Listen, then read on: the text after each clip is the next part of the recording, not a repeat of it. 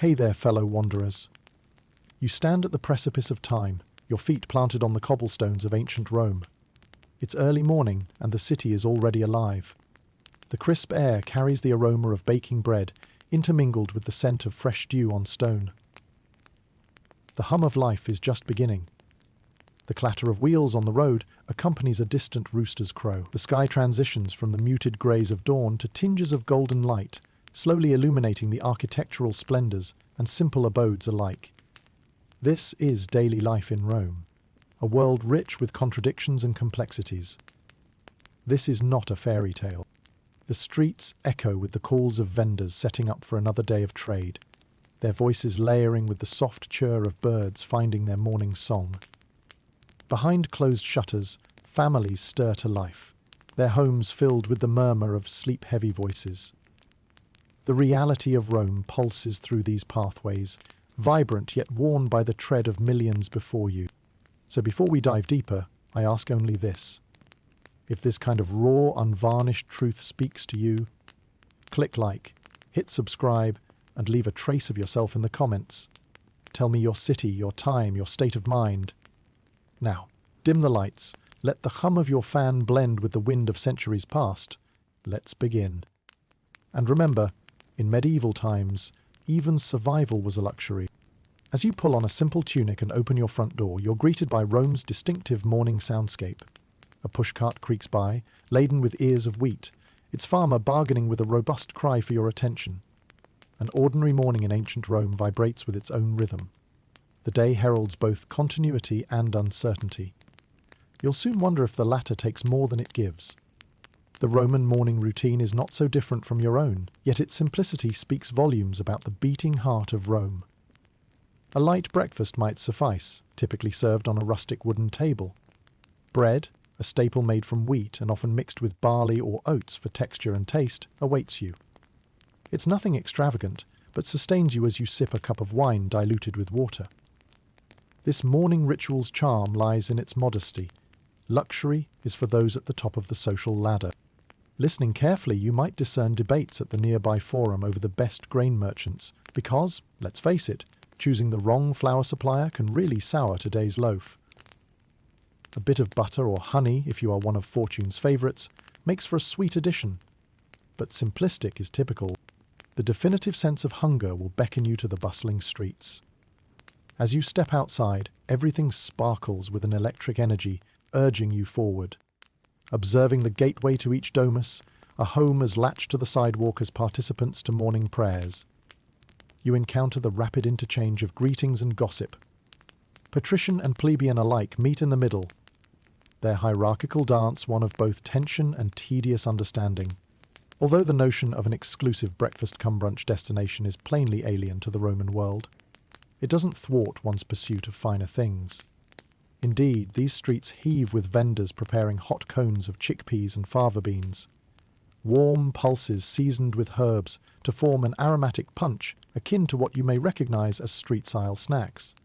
Historians still argue whether the ancient Romans truly enjoyed these boiled legumes as a delicacy or merely stomached them for sustenance. However, food not only fuels but forms bonds. In Rome, an ancient wisdom still holds true that breaking bread unearthed alliances and brokered familial harmony long before decasyllabic polysyllables ever claimed to do so. But as these opulent illusions tantalize the senses, so does reality. Ancient Rome's public spaces are a sensory garden patched with beauty and built on chaos. Here, people's lives unfold openly and loudly. The proximity of multifamily homes, insinuary stacked like today's urban apartments, belies the intense privacy sought within their close-knit quarters. Make no mistake, daily life in Rome means shifting roles and fluid alliances. One day an ally, the next perhaps a rival, ballroom partner for the circus. A colosseum of human passions expressed loud and full of flair. Already, as you wander, those cobblestones reveal more secrets. Strolling artisans hail down familiar faces. Bakers display goods beneath charming awnings, and street-cleaning slaves brush aside the refuse of the day while sharing whispered tales. This morning, alive and primed with possibilities, unfolds amidst the gentle haze of ancient civilities, clashing with the unstoppable march toward dusk. As you continue to pull Rome closer, feeling its warm sun and tangible energy rise to greet you, remember that in each footprint lies a trace of dreams. Daily existence, punctuated by meals, meetings, minutiae, is the finest storytelling of all, where humour finds its way in subtle, peculiar places. You'll find your own kind of balance in this city of myth and reality, two intertwining lines leading you deeper into its depths. Your morning in ancient Rome continues, as the streets pulsate with vibrancy, and the promise of a new day weaves itself into the fabric of daily life. Having embraced the city's early stirrings, your senses begin to seek sustenance, guiding you towards a Roman breakfast. Not quite the grand affair of modern brunches, but rather a humble start to fuel your journey through the day. Breakfast in Rome, or eientaculum, is typically a simple affair, primarily designed to break the long night's fast before ventures into public life. Picture yourself within a modest kitchen, where earth-toned pottery clinks softly against the wooden counter. The atmosphere is a delightful blend of calm and expectation. Bread, often from yesterday if you didn't rise early enough to catch the bakery's fresh loaves, stands as the simplest staple. This bread usually features a coarse texture, sometimes pepped up with a drizzle of olive oil or a smattering of olives, lending a touch of opulence to the plebeian palate. However, if the gods have favoured you with coin, or you happen to be in the esteemed company of a wealthier patron, your breakfast table might brim with some added luxuries. Honey, golden and thick, spills willingly onto bread, creating sticky sweet bites that even Cleopatra herself, visitor to Rome, would relish. Cheeses crafted from goat or sheep's milk make occasional appearances, offering a creamy counterpoint to the morning's simplicity.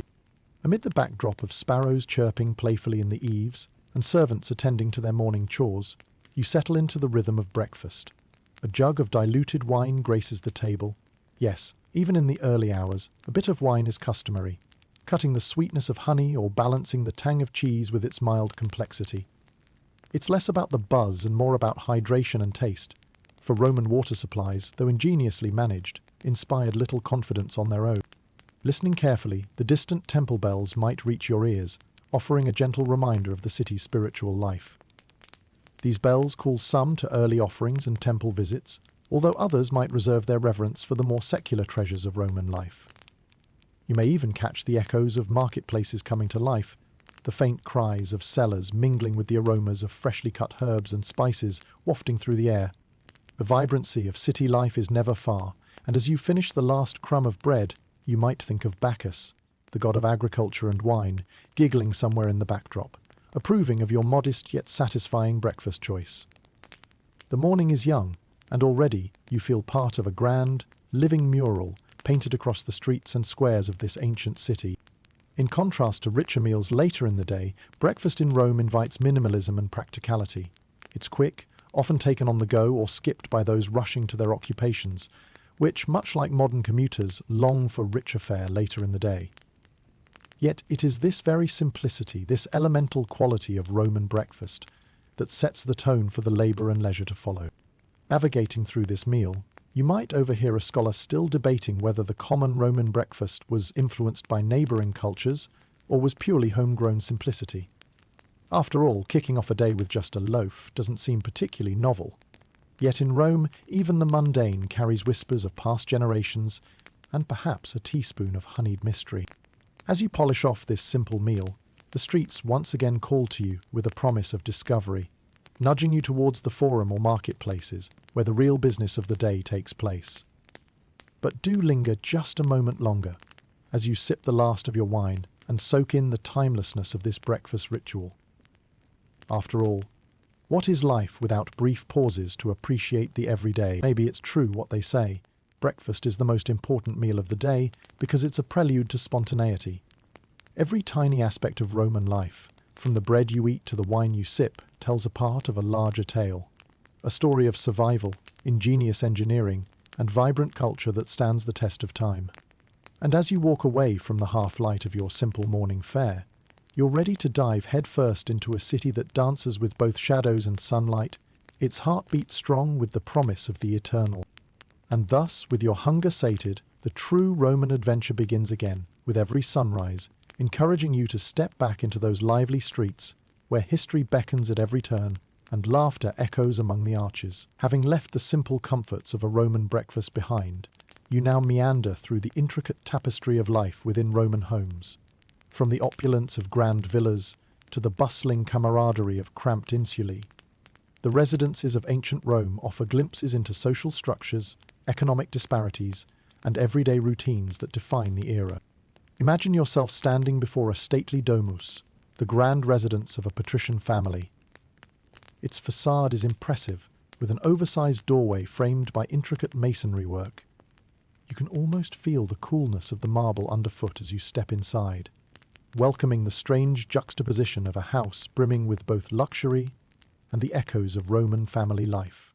The atrium, an open-roofed central hall, greetingly captures early morning light, creating a dance of illumination and shadow that accents the elaborate floor mosaics, each telling a story of legacy and power.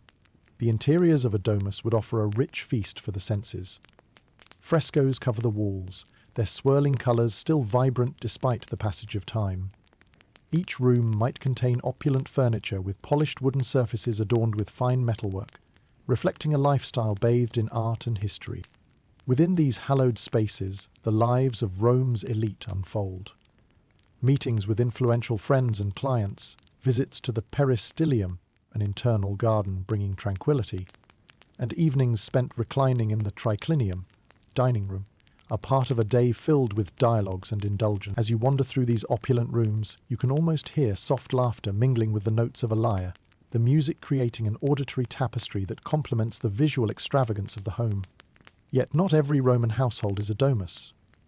As you turn a corner, your footsteps leading into the heart of a bustling neighbourhood, you encounter rows and rows of insulae, multi-storied apartment blocks housing the working class of ancient Rome. These buildings contrast starkly with the refined elegance of the domus, standing sturdy and pragmatic, their brickwork less about aesthetics and more about economy and function. Inside, space is a precious commodity. The rooms are small, often windowless, with walls that wear the patina of city life. Here, entire families share a single area, their activities and rhythms blurring into one another. The hustle and bustle of insulae life reveal a richness of community forged in shared experiences, where privacy is rare, and doors are almost reluctant to close against the world outside. The insulae serve as a testament to Roman ingenuity in urban planning, even if comfort sometimes loses to practicality. Here, the scent of cooking fires mingles with the auditory chaos from the street below, echoing with sharp commands and playful banter. Residents rely on communal latrines, a feature reminding us that in ancient Rome, basic sanitation was a collective concern tackled with remarkable if somewhat rudimentary engineering solutions. Historians still muse on whether these living conditions contributed to a greater sense of community or increased the daily grind's hardships. Each room's occupants share not only space, but daily chores, and often uncertain fates, where decisions made by higher authorities trickle down through the raucous symphony of living and sleeping quarters. Despite appearances, insulae are more than just residences. They are hubs of working-class life, a microcosm of Roman society where industry and domesticity intersect. Artisans open shutters to transform parts of their homes into bustling workshops, while neighbours exchange goods and gossip across balconies. Life here is fast-paced, fueled by bread and optimism, with the air at times growing thick with hopes and disappointments. As you drift through these contrasting worlds, the duality of Roman domestic life becomes evident. On one hand, the grandeur of the patricians displays all the trappings of power and privilege. On the other, the insulae offer a glimpse into the lives of those whose labour sustains the city's heartbeat. Together, these homes mirror the complex fabric of Roman society, a network of interdependence where social hierarchies dictate everything from architectural aesthetics to daily routine. Leaving the dwellings behind, you step onto the street once again. The sounds of life within these homes continue to echo, the lives of their inhabitants woven into the broader tableau that is Rome. Each home, whether opulent or simple, stands as a living testament to the ambitions, dreams, and struggles of its residents, shaping and being shaped by the historical forces of the era. And as the sun climbs higher in the sky, illuminating both the grand and the humble, your journey unfolds further into the captivating story of ancient Rome. As you step outside, the vibrant streets of ancient Rome engulf you with their symphony of sights and sounds. This bustling metropolis is alive, a living organism fueled by the relentless energy of its inhabitants.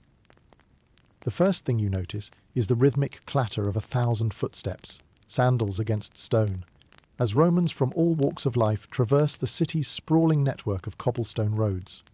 The air is tinged with a tapestry of aromas, evocative and layered.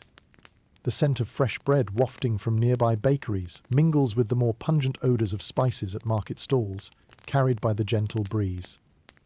It's a cacophony of smells that captures the city's essence. One part sustenance, one part chaos, and a sprinkle of mystery for good measure. As you make your way along the busy thoroughfare, you're swept into a current of people, ranging from merchants hawking their wares to stoic senators en route to the forum. The clamour of vendors fills your ears, calls punctuated with a trill of peddlers marketing everything from ripe figs to freshly prepared garum, a fermented fish sauce beloved and sometimes rude for its potent flavour. The vibrancy and dynamism of the streets offer no doubt that you're at the heart of Roman life. Navigating through this human river, you can't help but admire the varied architecture lining the streets, each structure a testament to Rome's diversity and ingenuity. Marble columns stand regally beside more humble brickwork. Statues of gods and famous leaders embellish street corners, silent yet powerful reminders of Rome's storied past and present ambitions. Despite being a city of grandeur, Rome doesn't shy away from its more mundane realities. The sound of conversation competes with the grunt of labourers and the gentle hum of carriages rolling past, a melody punctuated by the occasional clinking of chains from slaves bustling about their tasks. Children dart through the crowd, their laughter weaving in and out as they play with toys carved from wood or bone. You notice a street musician seated on a worn step, softly plucking the strings of a lute, his music a gentle counterpart to the day's unending march. Had Instagram existed, you surely would have documented this moment. The candid beauty of ordinary life in a city of extraordinary scope.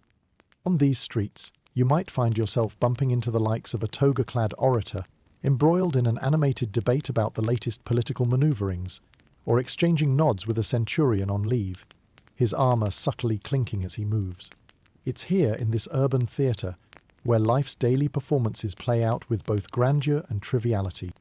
Amid this sensory richness reside realities that betray Rome's less glamorous facets. Take a moment to step aside to observe a municipal worker drawing water from a public fountain, his brow slick with sweat, a reminder that this city, built on unprecedented aqueducts and plumbing, relies on constant human energy to keep its complexity well oiled and operational. As you carry on, perhaps following the path of wafting incense trailing from a nearby temple, the city's rhythm pulsates around you. The forum lies at the heart of these bustling arteries, ground zero for commerce and conversation. Within its vast space, the chatter of merchants haggling over prices and the earnest tones of citizens discussing philosophy or law fill the air. You pause to smile at how, even centuries later, some traditions never really change. The cobbler mending a sandal, deciding shoes can talk but they definitely shouldn't bite, might just as easily fit into one of today's bustling cobblers' workshops. Meanwhile, the exuberant exclamations from shopkeepers match the timeless retail promotion tactic 37, limited time offer. And just like any city striving to balance expansion with livability, Rome has its share of congestion and conflict. The shouting of drivers cajoling their carts through narrow alleys, the occasional misunderstanding between passers-by over right-of-ways, these too tell the story of a city constantly in motion. Historians still deliberate whether the hustle and bustle of Rome, with its ever-growing population, could sustain such a singular character, or if the undercurrents of complexity foreshadowed challenges to come. Yet, standing amidst this thrumming epicentre, the answer appears both clear and never entirely resolved. As the day stretches on, the streets bear witness to time unfolding, each moment adding to the city's enduring narrative. Rome is a character unto itself, adopting many forms, at once majestic, gritty, inspiring, and even comedic. And so, with each step, you carve your own passage through this open-air tapestry, capturing memories within the folds of your journey, ready to be shared or savoured in the solitude of night. It is here, amid the chaotic chorus of the streets, that the essence of daily life in ancient Rome truly comes alive. Your senses tuned to the city's multifaceted song, one can only wonder what further secrets and surprises lie just beyond the next corner. You find yourself naturally drawn toward the heart of economic life in ancient Rome, the marketplace. A bustling agora where the city's diverse offerings are on magnificent display. The Roman markets are where you truly experience the vitality of commerce and the dance of supply and demand, as intricate and engaging as a well-rehearsed pantomime. Picture yourself approaching the marketplace, where stalls brimming with goods create a lively mosaic of vibrant colours. The sights are mesmerising. Heaps of luscious fruits gleam under the sun, their skins reflecting light like tiny jewels, while baskets of onions, garlic and herbs add streaks of earthy green and purple. As you wander among the booths, the noise envelops you. Sellers shout their best prices, their voices an energetic chatter that ebbs and flows like the tides. A fishmonger exclaims with enthusiasm of his latest catch, while next to him a vendor of textiles unfurls a length of fabric, its colours shimmering. You sense an age-old bargaining dance unfolding. A delicate negotiation where each flick of the abacus can tip the scales between profit and loss. The aroma is equally captivating, swirling in the warm air. Spices like the amber glow of cardamom and the fiery hue of ground chili contribute to the olfactory concoction. Your nose twitches at the sharp scent of vinegar wafting from stalls selling barrels of olives, and somehow the metallic tang of fresh-cut meats at a nearby butchery balances it all. In this dynamic scene, buyers and sellers mingle, exchanging not only goods but stories and pleasantries. People come here not only to purchase necessities but to connect with community members, share the latest news, and even speculate the latest senatorial gossip. Everything from the freshest batch of bread to who might be the next official.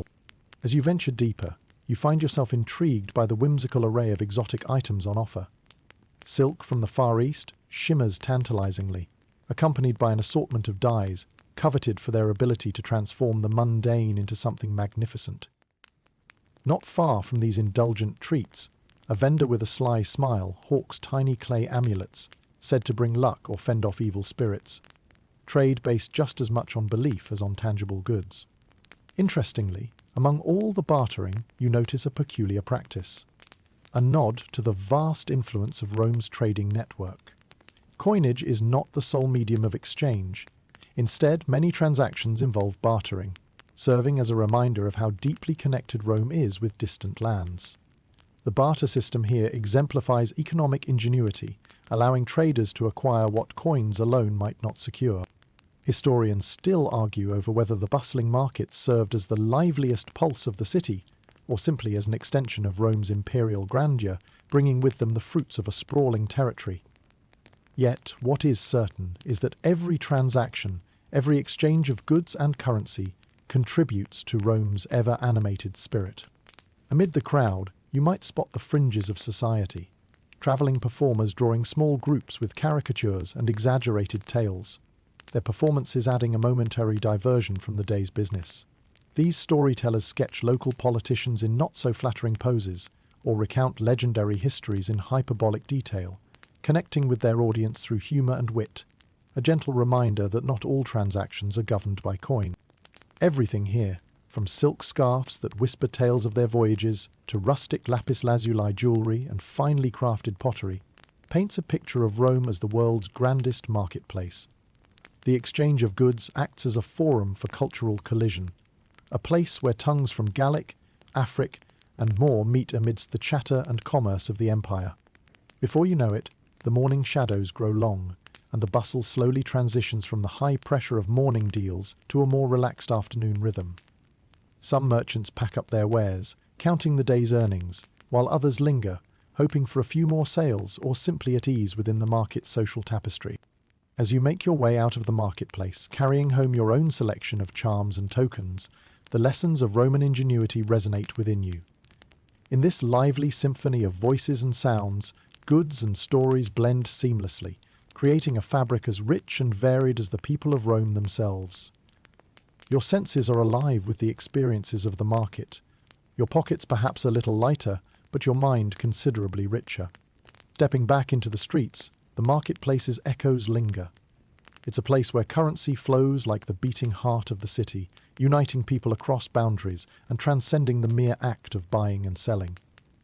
Here in Rome, every coin exchange tells a story, and every trade a new chapter in the city's grand narrative. Leaving behind the vibrant buzz of the Roman marketplace, you find yourself drawn to another aspect of Roman culture that speaks just as potently about identity and status: fashion.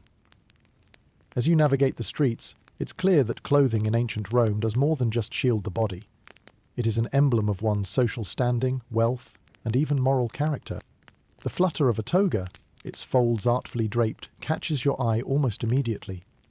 This quintessential Roman garment is a status symbol, worn by free male citizens as a mark of privilege and propriety. Crafted from wool, it is both cumbersome and refined, demanding a practiced hand to wear with grace. The toga's whiteness often denotes the purity of its wearer, while the inclusion of a purple stripe indicates senatorial rank or high public office. It's a sartorial dance of colour and form, where every detail whispers tales of power and prestige. As you wander through colonnades and public spaces, the diversity of Roman attire provides a rich tableau. Women glide gracefully in stolars, a long tunic-like dress secured with pins and cinched with a girdle. Their attire is adorned with elaborate jewellery, gold earrings that gleam like the sunrise, intricate necklaces, and rings so numerous they jingle like a delicate chime. Hair is styled elaborately, reflecting the latest fashions imported from across the empire, echoing with both Greek and Egyptian influences. Children, too, wear their own versions of tunics, often in simpler styles.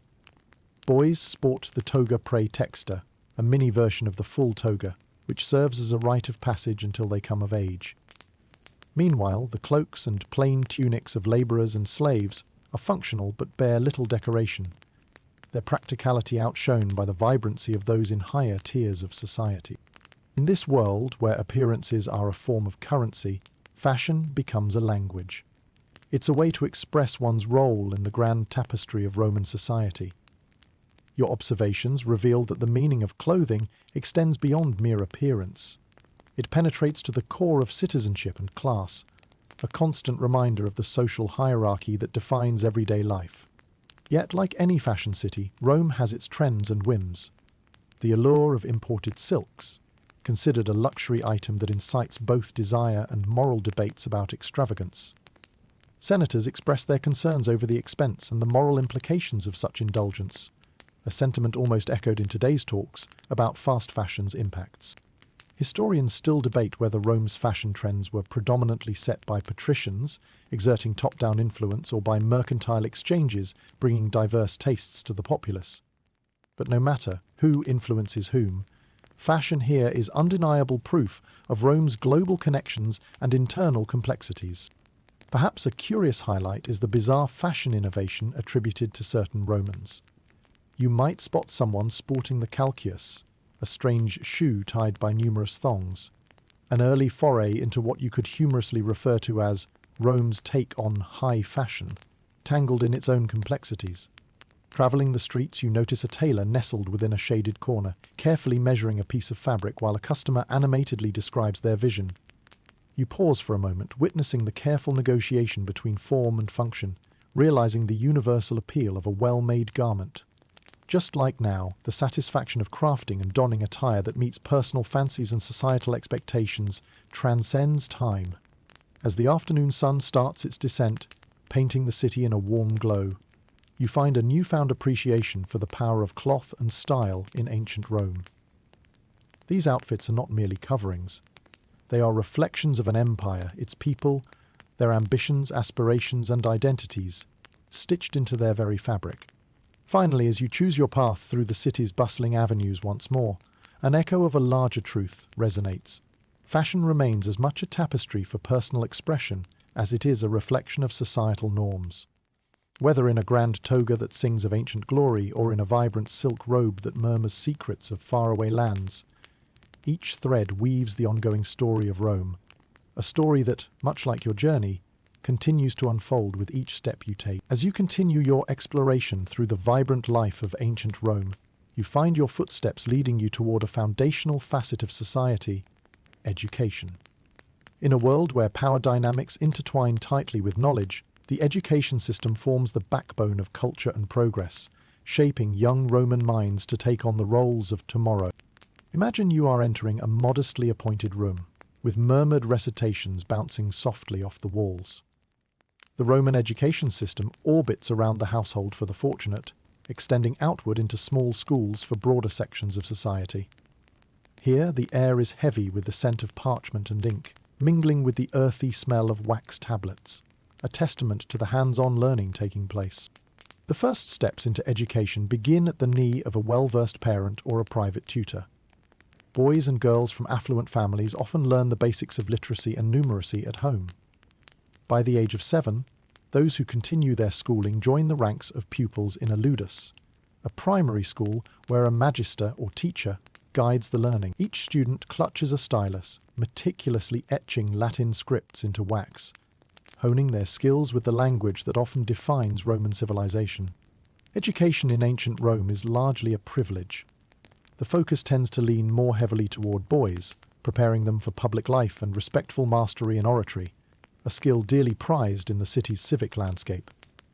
The teaching methods are rigorous, yet fundamentally practical, gearing students to handle the machinations of rhetoric, law, and morality that define elite Roman society. For some boys, education extends beyond the early years, guiding them through the complexities of the trivium, grammar, rhetoric, and logic, as taught by a grammaticus, before they graduate to advanced rhetoric with a rhetor, preparing those with ambition for political and legal careers. In these settings, young minds are tasked with understanding not just words, but the power those words wield in shaping perspectives and leading men. The curriculum is grounded in classical literature, with Homer, Virgil, and Cicero forming the cornerstone of academic discipline. This focus cultivates a fierce discipline, sometimes literally, as teachers enforce learning with a proverbial rod, a nod to the sternness expected in education. Here, in this environment, students learn not to fear mistakes, but to embrace endurance, as blunders offer a path to wisdom. Meanwhile, education for girls, more circumscribed by societal expectations, hinges on preparing them for household management and social grace, though some pursue a higher curriculum under private tutelage, evidencing Rome's nuanced approach to gender roles within privilege. Amid the daily routine, you might sense an underlying debate among the populace. Historians still argue whether the rigidity of the Roman educational system stifles creativity or lays the groundwork for structured brilliance. As Rome's intellectual roots bore deeper into the world's soil, this question echoes even today in modern educational discourse. Even in the confines of Roman academia, eccentricities abound.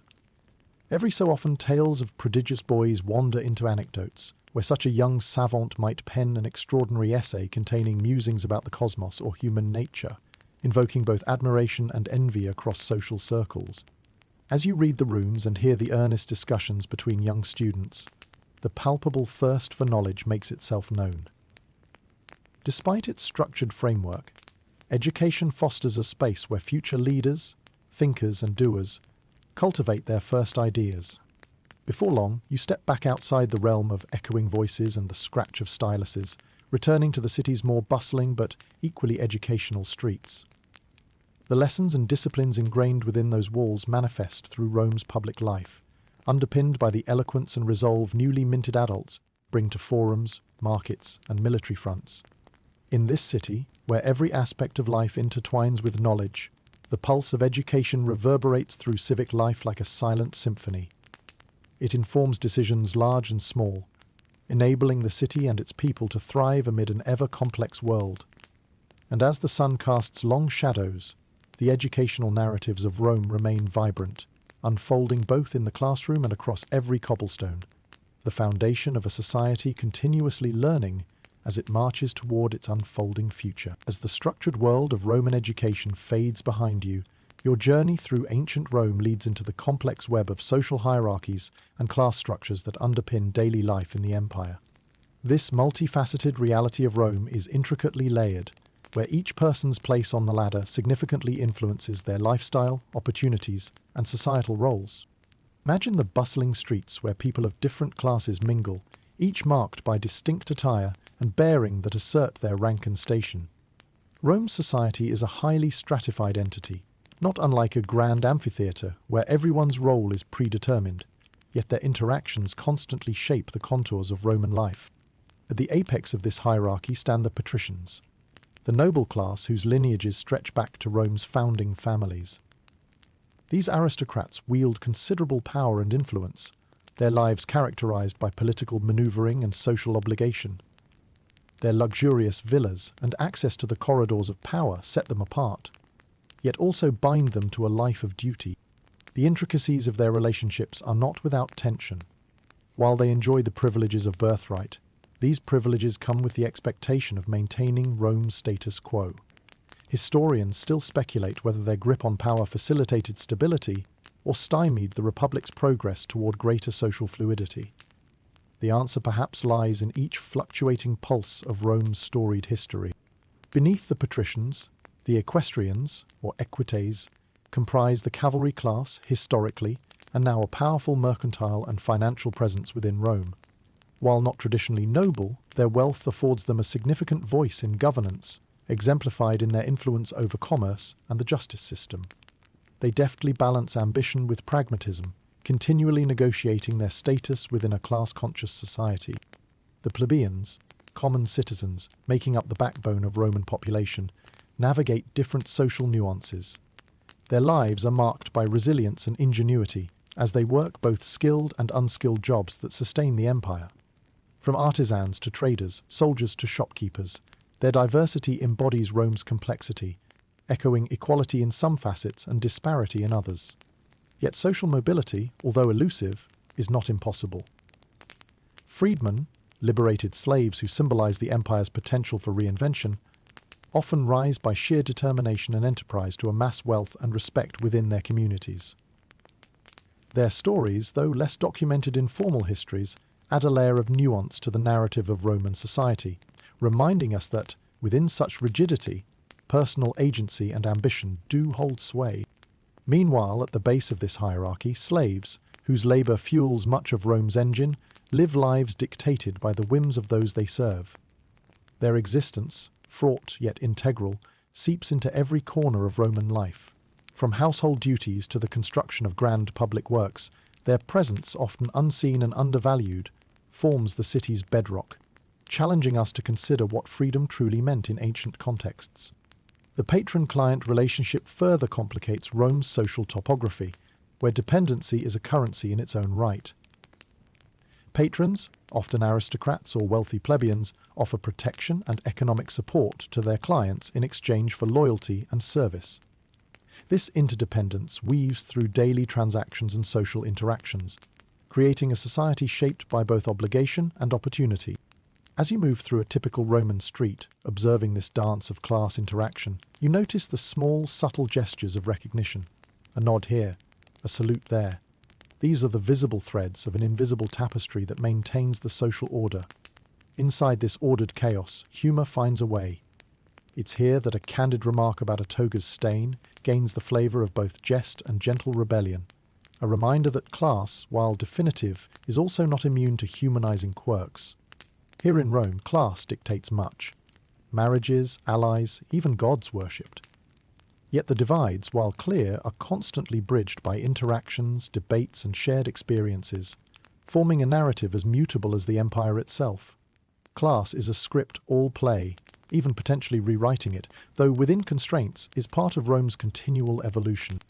It's evident that every social rung is dynamic, with individuals seeking to rise, inspired by hope, ambition or necessity. In this vast social network, hierarchies perpetuate and challenge Rome's identity, shaping not only how Romans view each other, but how they perceive themselves. In an empire built largely upon shared history, collective endeavour, and individual destinies. As you explore further, the woven tapestry of Roman society unfolds brilliantly, its fabric enriched by the myriad experiences of its people, each life part of a larger, universal continuum. As the morning unfolds into midday, your senses guide you to another cherished facet of Roman culture, the lunchtime ritual. A time not just for nourishment, but for reinforcing social bonds and sinking momentarily into the rhythm of life. Lunch in Rome is an occasion observed with a blend of simplicity and significance. The meal begins with a simple yet satisfying array of offerings. The Roman version of lunch, known as prandium, typically fits into the day's hustle with flexible ease. You wander toward the common eateries or rustic populi, taverns, where a quick meal could be relished. There's the comforting aroma of warm bread, an ever-present staple, much like it formed the backbone of breakfast, and a melange of flavors inviting you into casual culinary embrace. Picture yourself seated on a simple wooden bench within a bustling eatery, the air brimming with chatter and laughter.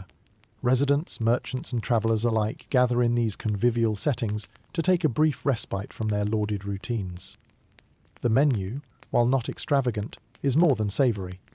What's Roman lunch without a generous bowl of lentil stew, where the earthiness of the beans mingles with thoughtful additions of olive oil, salt, and herbs? Olives and figs complement the hearty fare, nature's simplicity juxtaposed with culinary artistry. With each bite, you feel the connection to a time long past, where lunch acts as a bridge, not just between the frantic activity of morning and the anticipations of afternoon, but among the people who break bread together to savor moments of levity and warmth. As you chat with your fellow patrons, sipping on a goblet of watered-down wine, the atmosphere buzzes with energy. Some might muse over the latest political intrigue, a pastime as Roman as visiting the Forum, while others exchange tales from distant travels, stories as varied as the patrons themselves. While the typical Roman eschews elaborate setups at lunch, wealthier citizens might retreat to their villas, where prandium unfolds over a meticulously prepared spread. Light dishes, varying with seasonal availability, rest on polished tables within grand triclinium dining rooms. Manhattan-sized villa gardens lend birdsong ambience. Whether amid rustic company or more exalted settings, lunchtime customs reveal an undercurrent of class and community. Historians still ponder whether lunchtime was truly a democratic culinary experience or subtly delineated by status. Nevertheless, the shared act of dining hints at a collective cultural consciousness permeating Rome's every corner. Among the relaxed laughter and gentle clinking of utensils, a subtle lesson unfolds. Prandium, brief yet anointed with a form of significance, epitomizes the Romans' adeptness at balancing pragmatism with pleasure. Just as bread is often called the staff of life, so might these shared mealtimes underpin the social fabric that binds Rome's many layers together. Moreover, it's during these mildly hedonistic hours that one might hear a light-hearted rumour about less conventional culinary methods. Like rumours of Roman gourmands infusing flamingo tongues into dishes, with historical records offering both evidence and skepticism for such extravagant tastes. Before departing, indulging in a morsel of fresh fruit or some cheese rounds off the meal, its simple pleasures paralleled by the company you keep. The communal spirit observed in everyday lunchtime embodies the very essence of Rome. A city where mosaic lives form a grand, ever-evolving masterpiece. As you return to the sunlit street, with the savoury comfort of lunch warming your belly, you carry forward a piece of this timeless dance, the rich, intricate choreography of Roman daily life. Here, lunch is more than sustenance. It is a window into a way of life where community thrives and history breathes, urging you onward to explore further the depths and nuances of ancient Roman existence. With the satisfying flavours of a Roman lunch still lingering, your steps now lead you toward one of the most iconic institutions of daily Roman life, the public baths.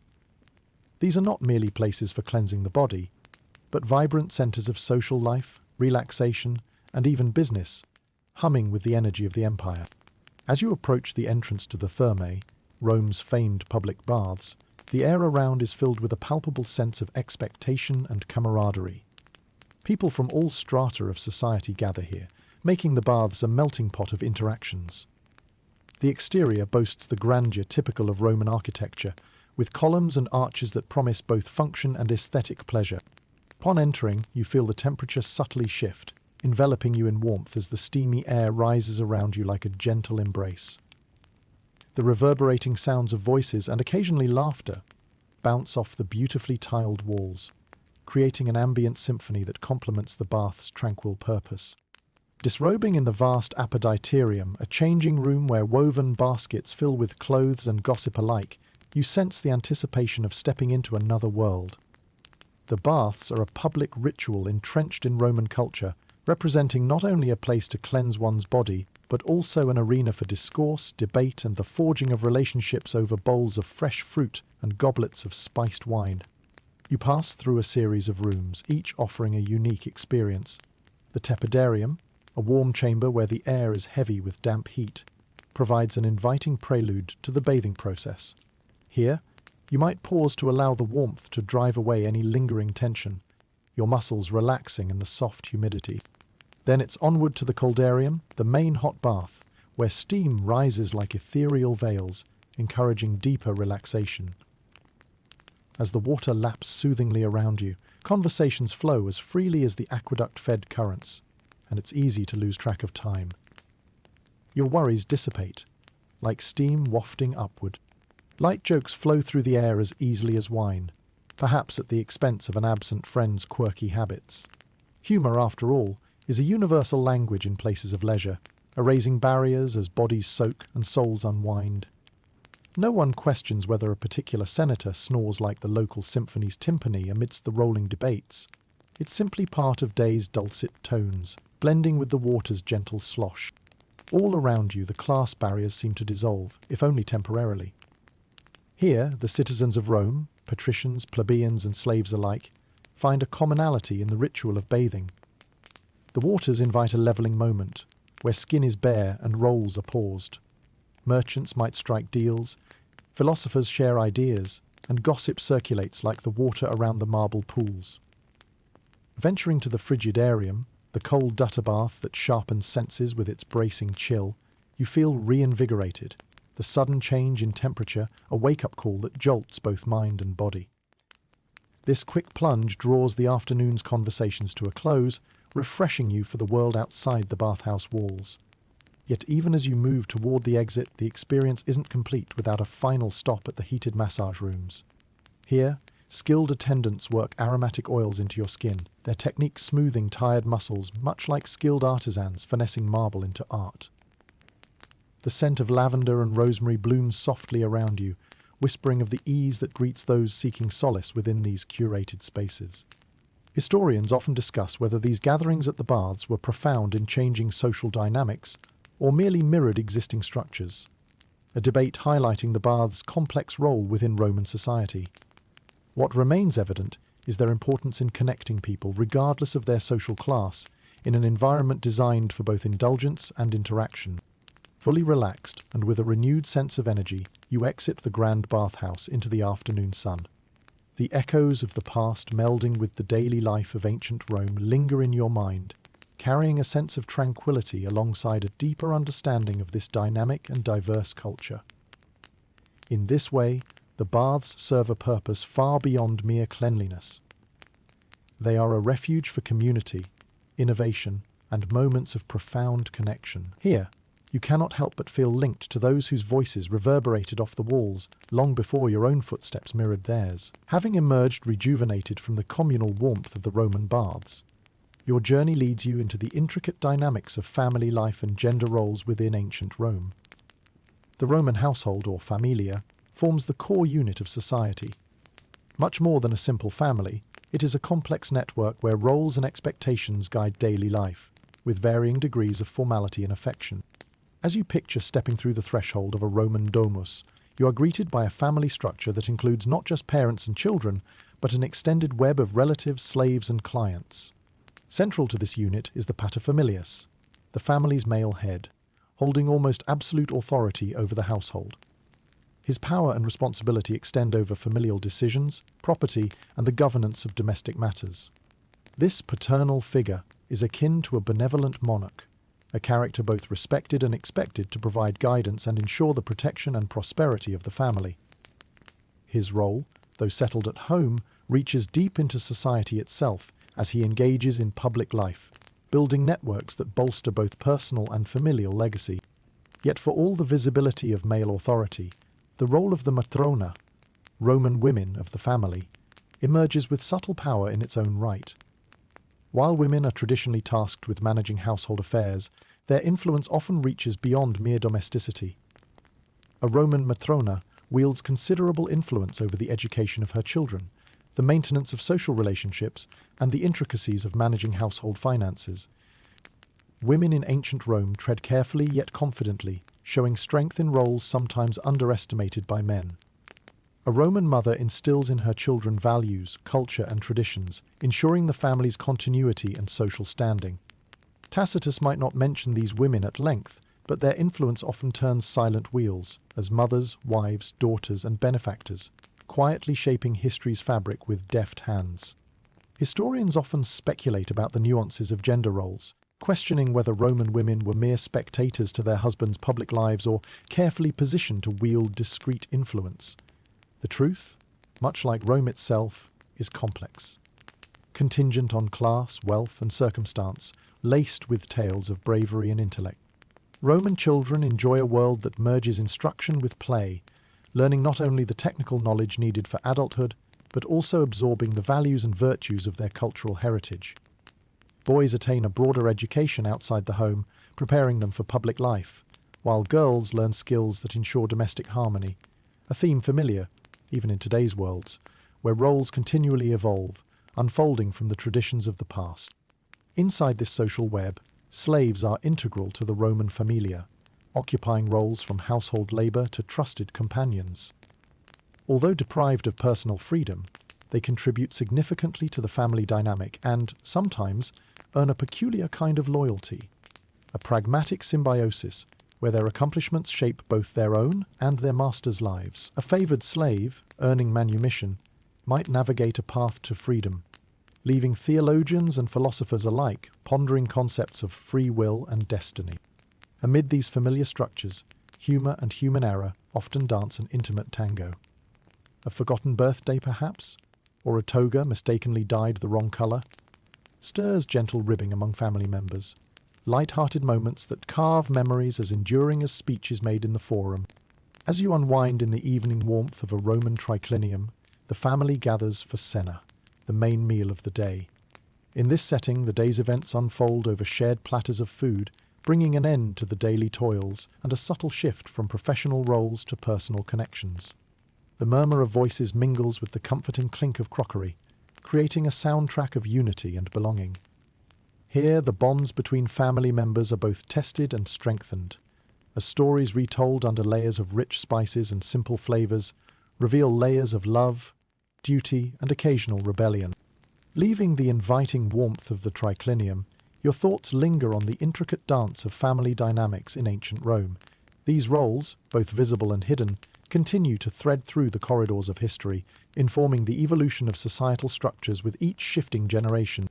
Glimpsing the familiar patterns and motifs within modern familial interactions, you sense that the essence of the Roman familia, with its intricate relationships and enduring significance, continues to shape cultural narratives today.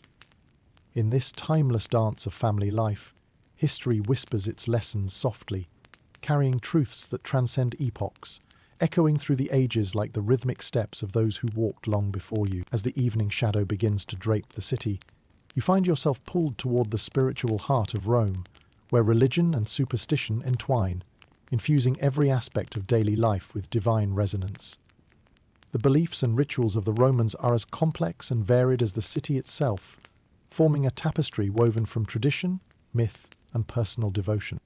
Imagine standing at the steps of a grand temple, its towering columns casting long, elongated shadows in the fading light. Here, the air is perfumed with incense, frankincense and myrrh burn softly, their tendrils of smoke rising like offerings to the heavens. The solemnity of the temple is punctuated by the whispered prayers of the devout and the occasional clinking of a coin thrown into the offering box. Roman religion is a multifaceted entity where gods and goddesses abound, each governing different aspects of life. Jupiter reigns supreme, the king of gods and humans alike, his presence echoed in every thunderclap. Venus exudes the beauty and allure of love, her influence palpable in the passionate pursuits of Roman hearts. Meanwhile, Mars, the god of war, ensures Rome's military ambitions resonate under his watchful eye. These deities, along with countless household gods, the Lares and Penates, who protect the home and hearth, create a divine hierarchy that demands attention and adoration.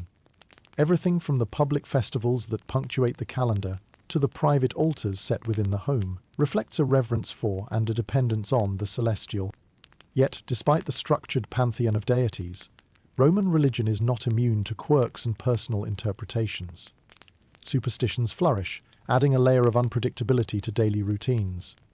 A sneeze mid-speech might prompt a quick prayer to ward off misfortune. An unexpected encounter with a hare on the road could inspire both dread and a change in yesterday's plans. Romans understood that ignoring these omens might tilt the scales of destiny unfavorably. Historians still muse over how deeply superstition affected Roman decision-making, debating whether a particularly successful commander relied on divine favor or simply avoided black cats like the common rabble. Regardless, it is evident that even the mighty felt the weight of unseen, ethereal influences. As you wander through the city, you observe festive gatherings marked by grand public celebrations like the Ludi Romani, honouring Jupiter with races and games, or the Bacchanalia, secretly indulging in nocturnal revelries for Bacchus, god of wine. Hey, who knew that a toga party had such ancient origins? In contrast, quiet rites occur within homes, where family members gather around domestic altars to honour the gods of their forebears.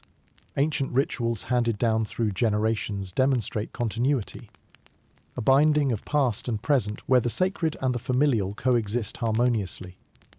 These smaller rituals highlight personal faith and superstition's mutual embrace. It's not uncommon to find a Roman matron surreptitiously tossing salt over her shoulder into the hearth fire, a whispered assurance to appease household spirits. Even the most sophisticated thinker might carry a small charm or talisman for good luck, despite philosophical stances that might deny its efficacy. Religion and superstition form an invisible thread throughout the city, intertwining with politics, art, and even domestic spheres. It provides solace, explains the inexplicable, and, in a world where fortune could change in the blink of an eye, offers a small semblance of control. Leaving behind the aura of incense and the chants of priests and devotees, you carry with you the sense of a community bound not just by civic duty, but by shared faith and divine intervention, both revered and mischievously feared. As nighttime grips the city, Rome's gods remain watchful over the bustling metropolis, guiding, protecting, and occasionally playing tricks on its citizens. The complexities of Roman religion, with its mix of solemn devotion and light-hearted superstitions, mirror the multifaceted lives of the people who lay their trust, hope, and aspirations at the altar of the divine. In this grand narrative, faith serves as both anchor and compass, a timeless guide through the passages of life and history as the stars begin to twinkle above Rome, casting a celestial glow on the city. You find your thoughts directed toward the heartbeat of the empire, its politics and power. Rome, a city renowned for its architectural wonders, is equally legendary for its political machinations. A world where the Senate's debates echo alongside the calls of street vendors, both integral to the empire's narrative. Imagine stepping into the Curia, the Senate House, where the very walls seem to vibrate with the reverberations of centuries of oratory and decisions. It's within these hallowed halls that Roman senators, masters of rhetoric as much as policy, engage in spirited debates, their persuasive words weaving a complex tapestry of governance. Power here is not just a position, but an art form, honed through generations and rooted as deeply in tradition as in cunning and wit. The air buzzes with intensity, the patrician senators clad in distinctive white togas edged with purple, a mark of their status and role as Rome's stewards. They gather here to deliberate over laws, alliances, and the expansion of Rome's boundaries, all issues that reverberate far beyond the forum. In this environment, words are weapons as sharp as any gladiatorial sword. A well-delivered speech can sway opinions, build alliances, and topple even the mightiest of political figures. You feel the incisive intellect of renowned figures like Cicero or Julius Caesar echoing through the debates. Figureheads whose legacy illustrates Rome's powerful blend of ambition and eloquence. However, politics in Rome is not confined to the Senate's marble confines. It permeates every aspect of life, from opulent banquets where alliances are subtly forged over succulent roasted meats and fine wine, to neighborhood vigils where local leaders gather citizens to discuss municipal issues. Political life is as omnipresent as the warm Roman sun, touching every corner of the social fabric. Historians often examine whether these intricate political games represented democracy at its finest, or the subtle tyranny of the well-spoken elite. The debate continues, reflecting the complexities of a system where power was both concentrated and contested, wielded skillfully by those born into it and those who seized it through audacity and opportunism. Every citizen has a role in this political theatre, from the equestrians, intent on climbing the cursus honorum, the ladder of political offices, to the plebeians whose public assemblies echo with the clamour for reform and representation. Rome's political landscape is one of constant dynamic shifts and negotiation. The influence of rhetoric extends beyond the public speeches to the legal courts as well, where advocates argue cases with the fervour of a gladiatorial match. The public gallery as rapt and engaged as any audience at the Colosseum. A clever defence or a damning accusation could pivot a trial's direction as readily as it might alter the course of one's social and political trajectory. It's in these forums that peculiar moments emerge, like the shrewd senator who, perhaps fishing for support, remarkably claims to see a prophetic octopus signalling Rome's destiny. A memorable side note to serious governance, reminding Rome's citizens of the fine line separating the solemn from the absurd. Power in Rome is not solely the domain of the Senate. Throughout the city, the emperor's influence casts a long shadow. Even in the Republic's heyday, the imperium is a potent reminder of Rome's might. The emperor, revered as much for his divine favour as his political acumen, holds a revered yet precarious position, ruling over an empire that stretches its arms toward distant lands, its grasp a subject of both awe and unrest. Leaving the political centres, the twilight sky underlines the conversations still simmering in courtyards and alleyways, as citizens dissect the day's declarations and await the morrow's challenges. The business of governance continues, a perpetual balancing act between public duty and private ambition, a dance of influence reminiscent of the empire itself, fragile in its complexities, formidable in its reach. Thus, Rome remains an eternal city, not just for its physical grandeur, but for its spirit of political engagement that thrives through discourse, debate, and an unyielding quest for power. Engrossed in its constant interplay, every Roman from the humblest citizen to the highest patrician plays a part in the grand symphony that is Rome's enduring tale. As you walk away from this political arena, the bustle of the city night around you, Rome's legacy of power and persuasion whispers timeless lessons that resonate far beyond its time. As evening falls over Rome, a different kind of excitement begins to take hold, one of entertainment and spectacle, where the raw energy of the amphitheaters and the allure of the stage call Romans to revel in shared joys and collective catharsis. In a city where grand public events play a vital role, the multiplicity of entertainment options speaks to the heart of Rome's vibrant social fabric. Picture the scene as you approach the imposing Colosseum, its walls echoing with the anticipation of crowds eager for the upcoming games. The setting sun casts long shadows across the arena, a silent witness to the spectacles held within its stone embrace. Today's games might feature the dazzling choreography of gladiators, warriors from diverse corners of the empire, their exploits a testament to both martial prowess and theatrical performance.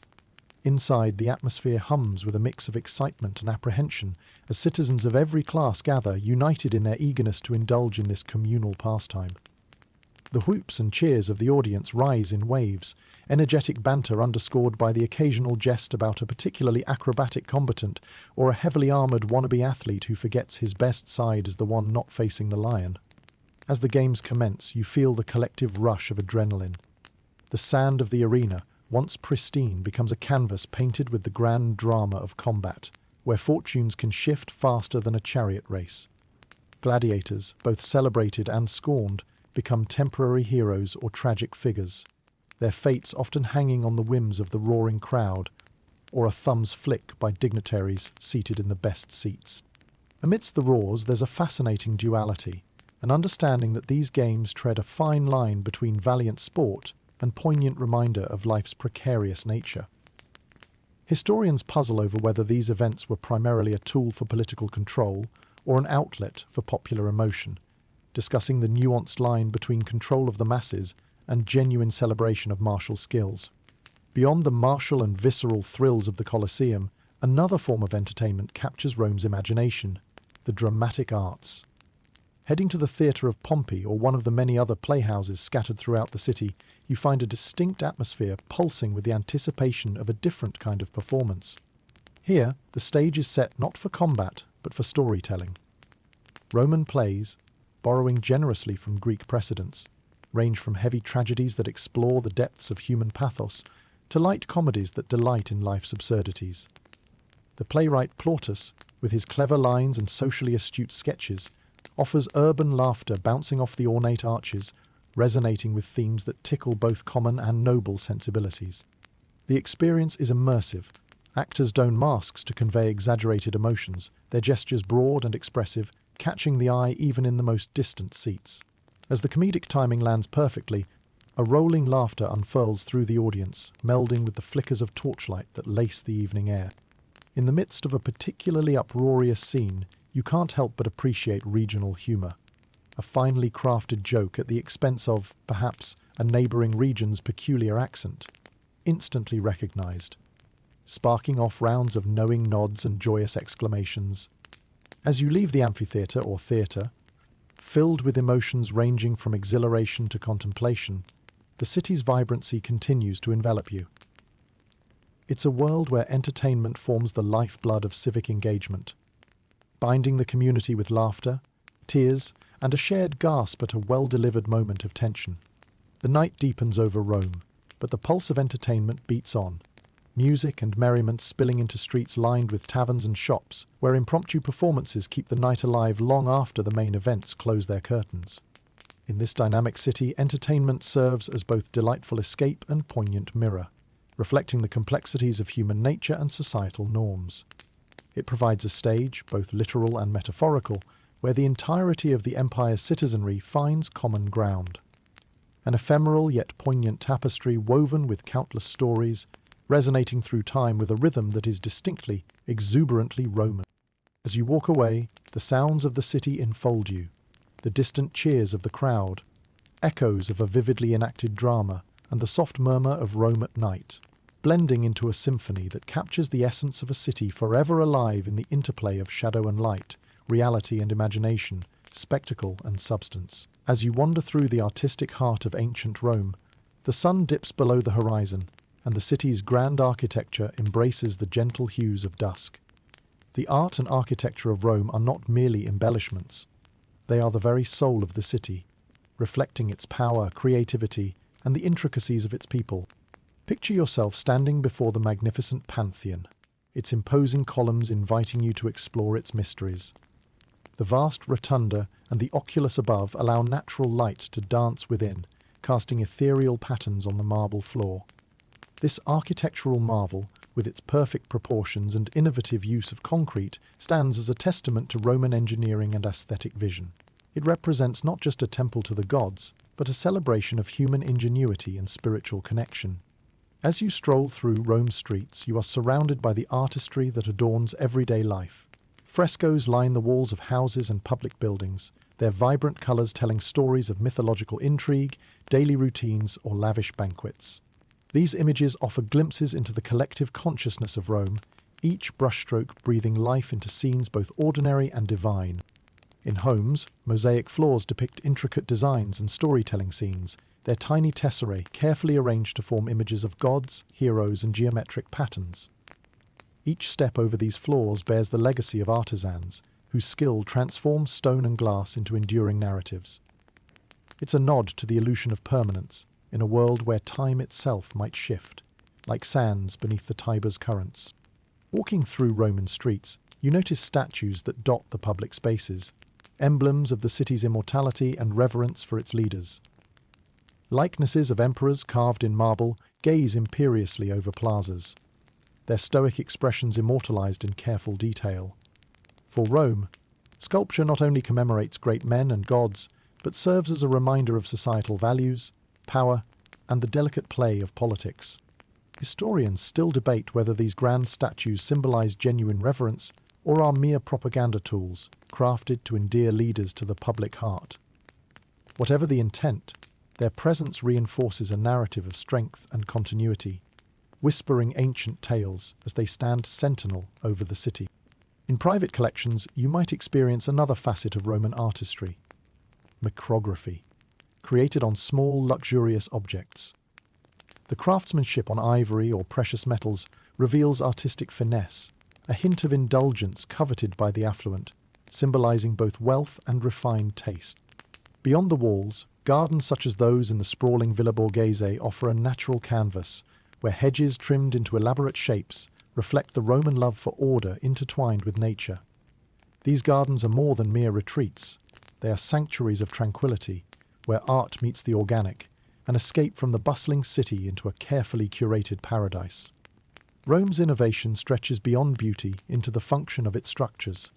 Elaborate aqueducts like the Aqua Claudia snake across the landscape, silently singing praises to Roman engineering brilliance.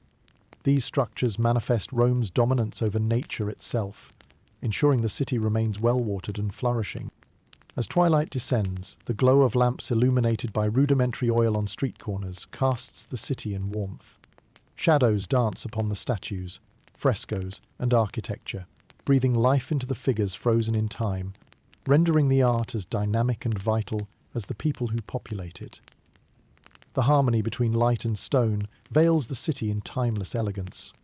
As you retreat further into the evening's embrace, the artistic splendor of Rome leaves an indelible mark upon your senses. Art and architecture in ancient Rome transcend mere decoration. They embody the pulse of the city, a testament to its dreams, aspirations, and the complex intersection of human spirit and divine influence.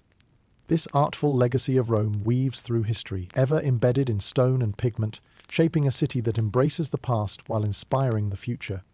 The intricate dance between artistry and life forms the heart of Rome, drawing you deeper into its narrative, where stories etched in marble and mosaics continue to unfold, whispering their eternal secrets on the night air. As dawn breaks, the city buzzes to life, and you step into the rhythm of a typical Roman workday. In this vibrant metropolis, where the mundane and the magnificent coexist, each profession and task contributes to the seamless functioning of the empire. This daily grind is a shared experience, weaving a tapestry of industry and purpose across the city's streets. Picture yourself wandering through the stalls of the bustling forum as the early morning light filters through the cityscape. Here, merchants and artisans set up shop, preparing for another day of trade and labour. The air fills with the scent of freshly baked bread, mingling with the less savoury aroma of spices and cured meats. As shopkeepers arrange their goods, their voices rise in song-like chants, haggling prices that dance in playful symphony with the hubbub of the assembling crowds. For a Roman merchant, the workday starts here. Setting up shop in the forum amid the labyrinth of stalls, they display their wares under colourful awnings, calling out to potential customers as they pass by. Trade happens swiftly and efficiently, with coin and barter both facilitating the exchange of goods. On some days, fortune smiles with abundance, and on others, a merchant's persistence is tested by the fickle market forces of the city. Nearby, artisans labour at their craft. Potters, weavers and blacksmiths, all honing skills handed down through generations. Their products offer glimpses into the artistic soul of Rome, each piece handmade with care and reflecting personal and cultural values. The whir of a potter's wheel and the rhythmic clang of a blacksmith's hammer provide the city's score, a constant reminder of the ceaseless industry that sustains the empire. In more manual roles, workers engage in a different art form, the labour of physicality and endurance. Construction crews lug slabs of marble up wooden ramps in a ballet of grit and precision, while farmers outside the city walls tend to crops that sustain Rome's burgeoning population. These physical labours bring with them their own challenges and fulfilment, each testament to the endurance and resilience of those who face them daily. The administrative apparatus of Rome functions alongside these physical tasks. Senators, magistrates and clerks move with purpose, handling the intricacies of governance and policy. For them, the workday is a whirlwind of meetings and debates, legislative matters and disputes. The halls of the Curia echo with fervent discussions as the learned elite craft the laws that sculpt society. It is in these arenas of thought that decisions taken impact lives well beyond the glowing lamps extinguished at closing. Lunchtime provides a brief reprieve across the spectrum of Roman labour, as prandium offers sustenance and pause. Workers gather in small groups, breaking bread and sharing stories. Laughter and camaraderie flow as readily as the diluted wine, fostering a sense of community amid the day's efforts. However, it's not all work and no play. Historians still debate if Romans perfected the concept of the weekend or simply embraced moments of leisure ingeniously scattered throughout their days. A coveted afternoon visit to the baths, perhaps, or a chance to catch a play in a nearby theatre. For the affluent class, their work doesn't only bind them to the city's pulse, it includes overseeing agricultural estates and managing expansive commercial interests. Here, work intersects with privilege as these men of leisure and responsibility converse over contracts and financial ledgers, ensuring their forte extends from leisure pursuits to practical dependencies tied to Rome's territorial expansion. Curiously, work in Rome even conceives peculiar occupations. Imagine professional mourners taking on funeral gigs, practicing displays of grief as vocations. Apparently, some Romans believe bereavement needs a theatrical touch to truly honour the deceased. Just a playful nod to the dedication found in every Roman craft. As the sun settles on the horizon, casting a warm glow over the city, the Roman day transitions from industrious activity to restful retreat. Workers and merchants pack up, senators draft their final letters, and the artisans admire their finished products, reflecting a day's hard labour at the twilight of productivity. The workday is the skeleton upon which Rome builds its mighty empire, each citizen contributing a vital part to separate bones forming a resilient whole. In the interwoven stories of toil and triumph, you glimpse the heartbeat of Rome, a city that thrives upon the collective endeavour of its people, where each action rings with the promise of sustaining an empire that stretches far beyond the city's walls. With the enduring legacy of a day well spent, the spirit of Roman enterprise carries forward into the evening's gentle embrace, along with the promise of tomorrow's challenges and opportunities lurking just beyond the night. As the Roman dawn gives rise to another bustling day, your journey turns toward the marvels of Roman technology and invention, proof of Rome's unmatched ingenuity that underpins everyday life and empowers an empire. These innovations, born from need and perfected through Roman tenacity, elevate the mundane into the miraculous and reshape the world as they imagine it. Imagine wandering past the elaborate network of aqueducts slicing through the landscape, their towering arches a silhouette against the early morning sky. These monumental structures carry precious water from distant sources into the heart of Rome, a feat of engineering that signifies the empire's command over nature. The aqueducts transform the way Romans live, facilitating baths, fountains, and indoor plumbing, a luxury envied by generations far removed from this ancient metropolis.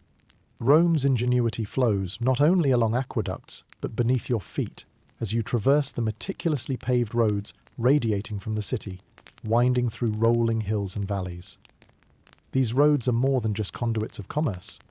They are veins through which the lifeblood of military might and cultural exchange pulses. Stretching to the empire's farthest corners, they are fashioned with layers of stone and gravel, meticulously assembled, a testament to the military precision with which Romans engineer their conquests.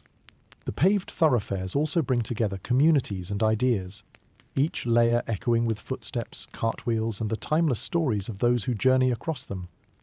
Roads like the Appian Way become legendary, embodying Rome's interconnectedness and echoing with tales of triumph and tragedy. In the bustling workshops of the city, artisans and inventors labour to create tools and devices that streamline daily life. The Hoppercost, an ancient central heating system, warms the luxurious villas and public baths through a network of underground flues. This genius innovation allows Romans to weather the winter with comfort and ease. The warmth, a subtle reminder of collective resourcefulness. The inventive spirit extends to the kitchen as well, where advances in milling technology transform grain into flour, with efficiency rivaling even modern processes, ensuring a stable food supply to support the city's ever-growing populace. From mechanical watermills along the city outskirts to the mortarium, a bowl with a gritty surface to aid in grinding spiced mixtures, these tools reflect a sophisticated blend of necessity and innovation. Skipping over time, discuss the precursors to some modern devices might amuse, such as the Roman hand abacus, with its beads artfully gliding over rods, helping savvy merchants tally transactions. A nifty calculator, double as a hand exercise by itself. Rome's technological prowess also extends to the imperial ambitions of conquest and defence. The ballista, a formidable siege weapon of torsion power, propels projectiles across great distances, echoing the clamour of battles both won and romanticised. Meanwhile, the sophisticated design of Roman fortifications demonstrates strategic brilliance, with fortresses and walls guarding the empire's borders, each stone a sentry in the long arms of Rome. Historians continue to debate the extent of Roman inventions versus adaptations from neighbouring cultures, wondering whether Roman brilliance lies in their original inventions or in their unparalleled ability to refine and perfect existing technologies. Nonetheless, Rome's legacy endures, its technological advancements an archetype of innovation through adaptation. The day's light stretches long as you find your senses wandering to the ornate sundials dotting city plazas. Each shadow cast an indicator of time's passage and the intricate blending of art and science. These sundials reflect Rome's careful observations of nature, intertwined with creative expression, a simple device elevated to urban art. The spirit of invention, so integral to the Romans, permeates all facets of daily life, underscoring the principle that necessity is indeed the mother of invention. Whether through monumental achievements like the vast roadways and aqueducts, or through intimate comforts like the hypocaust and advanced milling, the Romans continually transform thought into reality. As dusk settles and the silhouettes of aqueducts blend into the horizon, you sense the enduring impact of Roman ingenuity, an empire empowered through its inventions, a civilization connected by its continuous quest for innovation and improvement. Amid the night's encroaching calm, this resonance finds a place within you, a reminder of the boundless potential of human ingenuity to shape both the present and the future.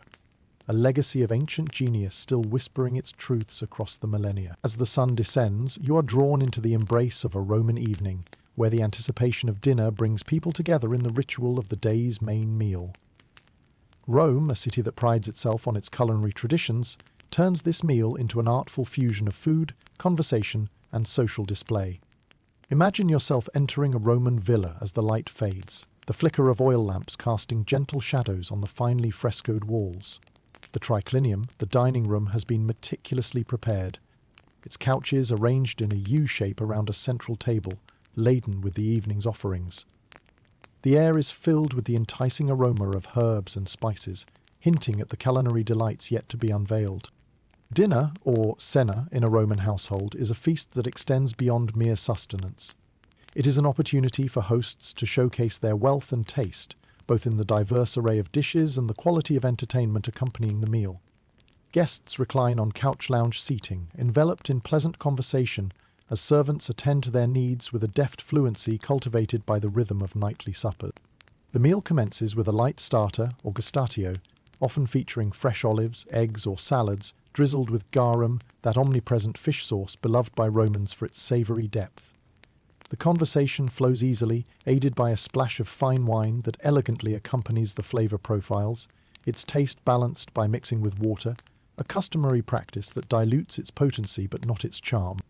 As the meal transitions to the prima mensa, the main course unfolds like a well-choreographed performance. Dishes of roasted boar or lamb, spiced fish caught fresh from the sea, and platters of fowl cooked with exotic fruits cover the table.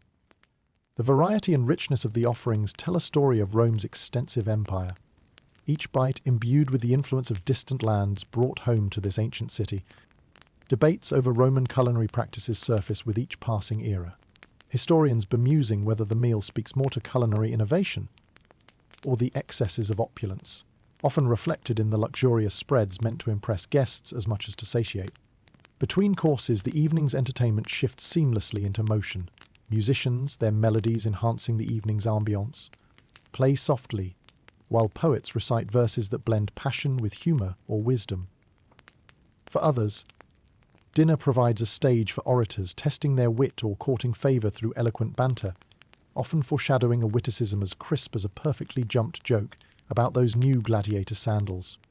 The secunda mensa, or dessert course, tempts the palate with gardens of fresh fruit, honey cakes and soft cheeses, each morsel a decadent counterpoint to the satisfying conclusion of a meal. These sweet trifles remind guests of nature's bounty, even as their senses revel in the evening's artifice. For many, the carefully orchestrated dance between food and discussion transcends culinary pleasure, offering a glimpse into Rome's social order. Shared dining is itself a currency, a bond where affections are exchanged and alliances forged. Guests leave with stomachs full and spirits sated, weaving tomorrow's commitments and recollections amidst tonight's memories. The evening eases into night, yet the afterglow of Siena lingers. On city streets, lesser lights illuminate taverns and inns, where simpler meals elicit lively discourse from merchants and neighbours alike, continuing Rome's relentless sociability. Under the star-streaked sky, you breathe in the blend of earthy satisfaction and celestial wonder, recognizing this in the Romans as a testament to the artistry of life. A beautiful balance between routine and extravagance, sustenance and celebration, turning every dinner into an echoed tradition through which history, culture, and community come alive. As you walk away, the hum of gentle conversation and distant laughter follows you into the night, a soft symphony that tugs your senses and connects you further to the city's vibrant rhythm, a recurring aria playing out in the great opera of Roman life. Through this communal ritual, each meal stands as a savory thread, weaving the fabric of civilization into a rich tapestry of shared humanity and culinary mastery. As the sun's last rays dip below the horizon, Rome transforms into a city of intrigue and possibility, where the night brings a different kind of allure. The vibrant tapestry of Roman nightlife unfolds, revealing a side of the city rich with entertainment, social connections, and the mysteries that thrive where shadows and lamplight intertwine. Walking the bustling avenues, still alive with evening chatter, you pause before one of the numerous taverns dotting the cityscape. These small eateries, dimly lit and perpetually bustling, serve as hubs for Romans to gather for not just food and drink, but camaraderie. A hum of conversation accompanies the music of clinking ceramic cups and shared laughter, enveloping you in the warmth of community spirit.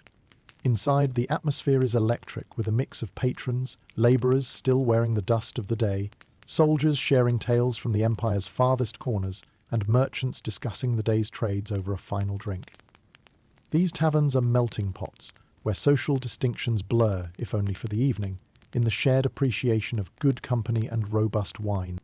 Perhaps you might overhear a humorous debate about whose turn it is to foot the bill, or catch a visiting philosopher espousing wisdom with jovial exaggeration. A reminder that even the wisest minds find enjoyment beyond the stoic disciplines of academia. With each toast, the mood lifts further, bridged by the universal language of laughter. Step back onto the streets, and the night air carries the faint echoes of celebrations from nearby courtyards, where weddings and religious rituals take the form of lively gatherings.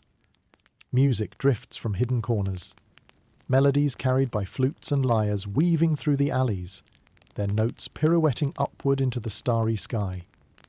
Theatron's open-air theatres offer evening entertainments where Romans delight in late performances. By torchlight, actors on wooden stages perform farces that tickle the audience's funny bones, or tragedies that plumb emotional depths. The gentle murmur of the crowd mixes with the orator's booming declarations, creating a harmonious blend that's as much a part of the city as the stones underfoot.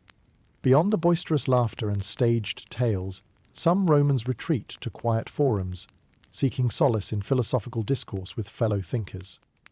Here, in quieter nooks, they explore deeper questions on life's purpose and the mysteries of the cosmos, their discussions meandering like the lazy Tiber under moonlight, thoughts expanding the mind even as conversation contracts the night.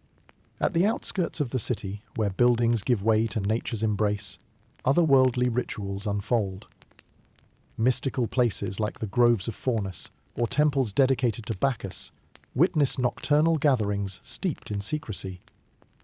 These spiritual revelries offer a release from the earthly realm, inviting practitioners into nightly dances with the divine. Historians continue to debate these mystical practices' roles within Roman society, whether they provided essential escapism or spiritual awakening, or simply masked clandestine social movements hidden from the watchful gaze of the state. Regardless, this evening's sorcery adds another layer to the complex social tapestry of Rome. As the candles burn low and the night deepens, the streets slowly empty, their energy paving the way for the occasional passerby to reflect upon the day amid the serenade of nearby fountains. Wandering past ancient columns clothed in moonlight, you sense the transition from the day's bustling activity to the quiet introspection that marks the city's twilight hours. Finally, as you make your way homeward, glimpses of resting Romans frame your passage through their softly lit windows, each silhouette painting a narrative of daily life against the backdrop of this ancient city.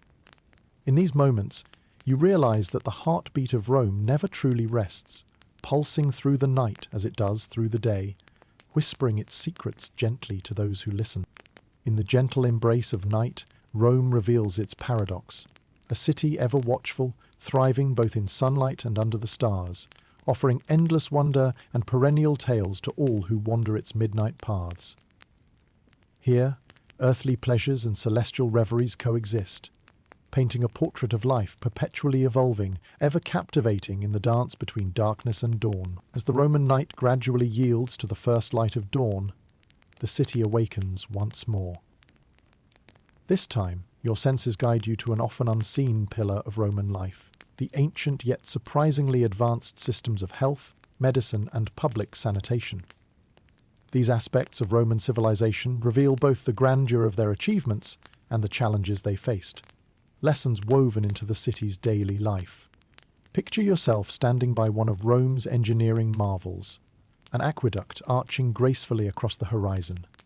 The flux of water, visible in the stillness of dawn, is a lifeline, nourishing both citizens and the infrastructures of public baths and fountains.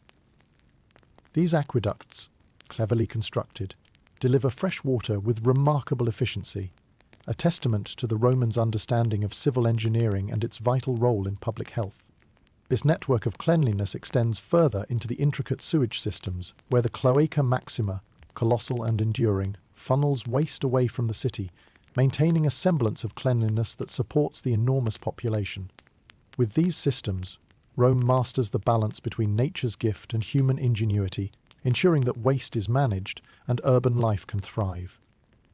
Yet even with such advancements, the Romans are not immune to health challenges.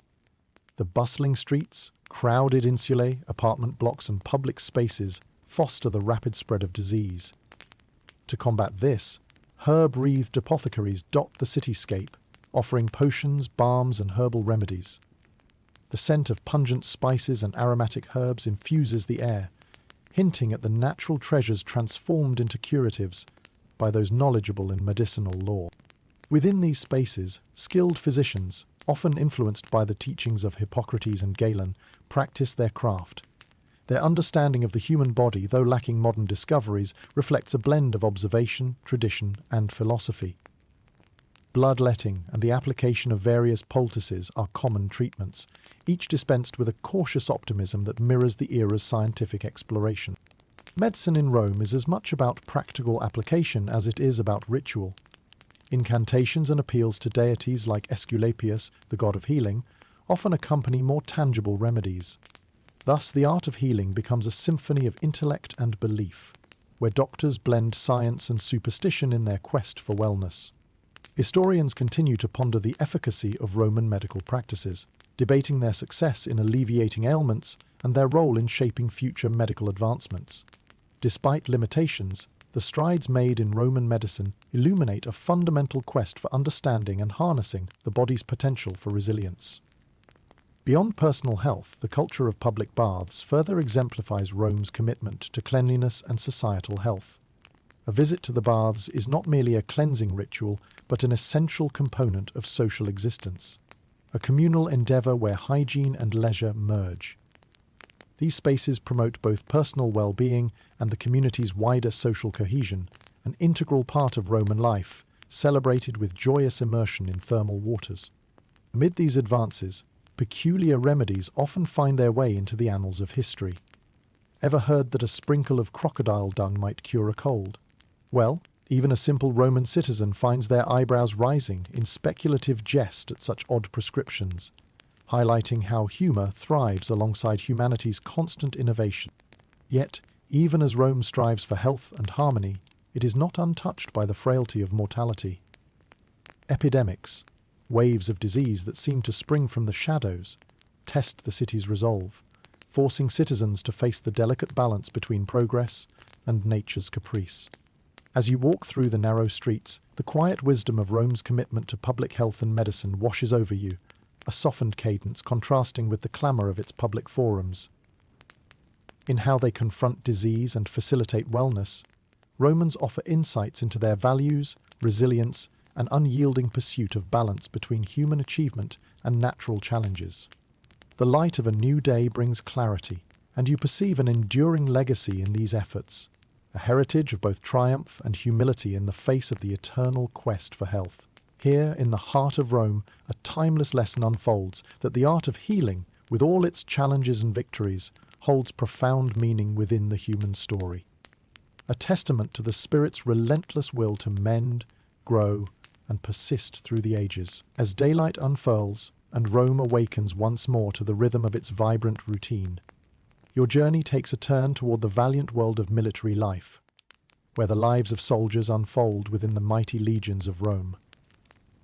The Roman army, revered for its discipline and strategy, serves as a cornerstone of the empire's vast domain, its influence extending far beyond the battlefield. Picture yourself standing on the outskirts of the city, where the cool morning breeze carries the faint clang of metal and the rustle of leather. Here, near the fortified boundaries of a military camp, legionnaires engage in their rigorous morning drills. The air is filled with a sense of purpose as soldiers refine their skills. Each maneuver, swing of the gladius, and volley of the pilum honed to precision in the crucible of training. Roman soldiers are more than mere combatants. They are part of a complex brotherhood, bonded by shared purpose and commitment to the empire. Each legion consists of thousands of men, arranged in centuries and cohorts, their structure a testament to Rome's ability to organize and orchestrate power with admirable efficiency. Under the command of the centurions, these men carry Rome's robustness and methodical discipline into the heart of every conflict. The life of a Roman soldier is both demanding and rewarding, spanning long campaigns in distant provinces and providing the promise of land and citizenship as rewards. The military offers opportunities for upward mobility, allowing men of lower status to ascend through ranks, much like a well-handled catapult that might aim its fiery projectiles.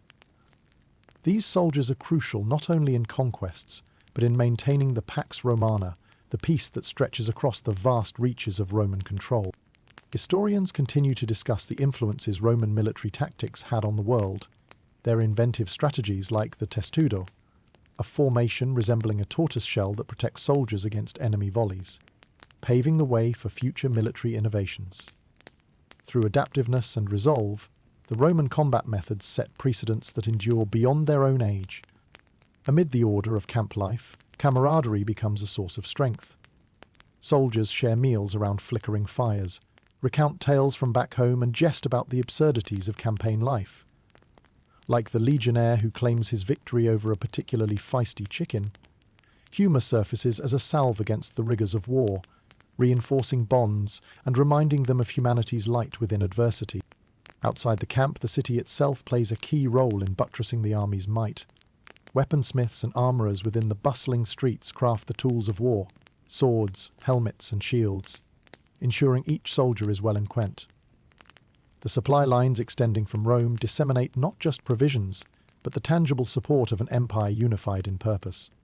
For soldiers stationed in frontier provinces, life finds its rhythm alongside local cultures, blending foreign customs with Roman traditions. Languid evenings are spent under sprawling skies where languages mingle, and the exchange of goods and stories forms an intricate tapestry reflecting the diversity of Rome's influence. However, the spectre of battle remains ever near, and the realities of conflict cast long shadows over daily life. Soldiers bear the weight of their mortal duties, their courage often steeled by the silent prayers to Mars and Fortuna, seeking favour under the watchful gaze of the gods. As the sun rises higher, the camp comes alive with preparations for the march, a ceaseless pursuit of Rome's ambition to spread its reach beyond borders. Yet, in their determined stride, soldiers carry not just the banner of conquest, but a legacy of courage and sacrifice, a living testament to the empire they serve. Walking past the organised chaos of the camp, a deeper understanding of the Roman soldier's world unfurls in your mind. It is a life filled with both the challenges of duty and the solace of fellowship, where valour is measured by more than just victory, but by the resolve to stand firm amid the tides of historical forces. In the shadows of the day's close march, the echoes of Rome's legions carry forward. The indomitable spirit of the Roman soldier endures in the annals of time, forged in steel and sweat, offering insights into the complex interplay of leadership, loyalty, and legacy woven into the empire's storied fabric. And in this understanding, you find a timeless connection, an enduring acknowledgement of the human spirit's capacity to defend and define itself through solidarity and strength in every age. As the seasons change, they mark their passage with celebrations that punctuate the Roman calendar, a vibrant tapestry of festivals and rites that weave the sacred and the secular into a continuum of culture and community. Each festival bursts forth with colour, sound, and joy, creating a rhythm of life that beats deeply in the heart of the city and its people. Imagine yourself in the midst of one such festival, the Feast of Saturnalia, where exuberance lifts the city from the mundane to the extraordinary. The chill of winter air is warmed by the glow of flickering torches, and the spirits of Romans eager to participate in the revelry. For these few days, societal norms are upended, and an atmosphere of equality and merriment permeates every corner of Rome. Garlands of evergreen adorn homes and public places, their fresh scent mingling with the aroma of roasted meats and spiced wine. Markets burst with the energy of festivities, and the sounds of laughter and song fill the streets. During Saturnalia, gifts are exchanged, often simple tokens that carry heartfelt significance, such as figurines made of wax or clay, or perhaps a playful riddle written on a scrap of parchment. The joy of Saturnalia lies not only in its freedom to indulge, but in its inversion of societal roles. Slaves temporarily dine with their masters in a symbolic gesture of fellowship, a humorous nod to the fragile lines between authority and servitude. During this time, even the most stoic of citizens might join in the jubilant cry of "Io Saturnalia" as jesters and musicians parade through the city. As the festival unfolds, the Capitoline Hill witnesses grand sacrifices and rituals dedicated to Saturn, the god of time and liberation. Temples stand aglow with the light of offerings, and the clamour of religious chants reverberates with the thrill of ancient tradition. These rites connect the city to its legendary roots, forging a bond between past and present that transcends the transient nature of time. Historians still debate whether such festivals primarily served to unify Rome's diverse populace, or acted as societal pressure valves, an outlet for the release of pent-up tensions and yearnings. Regardless, the effusive celebrations capture the collective spirit of the Romans, with an exuberance that persists through the ages. Beyond Saturnalia, the yearly cycle of festivals presents a kaleidoscope of occasions, each infused with the ethos of Roman life. Springtime brings the Floralia, bursting with blossoms and theatrical performances honouring Flora, the goddess of flowers. Days filled with colours and fragrances celebrate renewal and vitality, coaxing the city from winter's lingering grasp. Lupercalia, with its wild revelries in February, invokes primal energies, as priests in wolfskins anoint vestals and conduct ceremonies within the shadowy grottos of Palatine Hill. In the heat of summer, festivals like Constualia cultivate the continuity of Rome's agricultural roots, uniting field and field hand in a triumphant acknowledgement of fecundity and abundance. Each celebration, laden with meaning and exuberance, weaves a narrative of the human condition, played to the tune of laughter and lament. The feasts and festivals serve as a canvas upon which Romans paint their values, beliefs, and aspirations, lessons as enduring as the very stones of the city. In these moments of communal celebration, you sense the intricate layers of identity and faith converging as Romans gather to honour the gods, the soil, and each other. The festivals embolden the sense of shared destiny, sustaining cultures across generations while allowing for growth and transformation. As night closes on yet another festival, the streets echo with the faint strains of music and celebration, leaving behind echoes of joy and a renewed sense of community. The passage of each festival marks time's passage without the weight of sorrow, a reminder that life, adorned in its ceremonial splendour, invites unceasing wonder through celebration. In Rome, as in life, these seasonal festivals reaffirm the bond between earth and sky, between spirit and flesh. a circular dance of existence where love, laughter, and piety share in the sacred cycles of the sun and the harvest, never breaking their touch with eternity.